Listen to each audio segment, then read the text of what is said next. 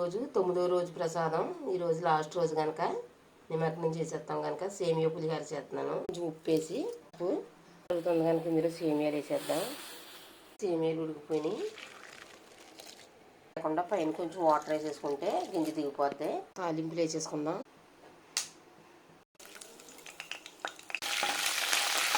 దిగిపోయినాయి కనుక ఇప్పుడు సేమియాలు వేసేసుకుందాం. ఇప్పుడు మామిడికాయ తురుముకుని వేసుకుందాం.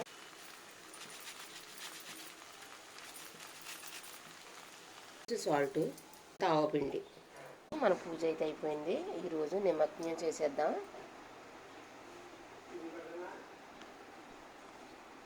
పాలు కానీ దొరకకపోతే పిండి పాలు కానీ కలిపేసి ఇలాగా విఘ్నేశ్వరుడి మీద 3 సార్లు వేసేసి పీట లెగ తీసేయటమే. నేనైతే 3 సార్లు లెగ తీసేసాను. మనం దీపారాధన అది ఘనమైన తర్వాత మనం దేవుణ్ణి తీసుకోవచ్చు.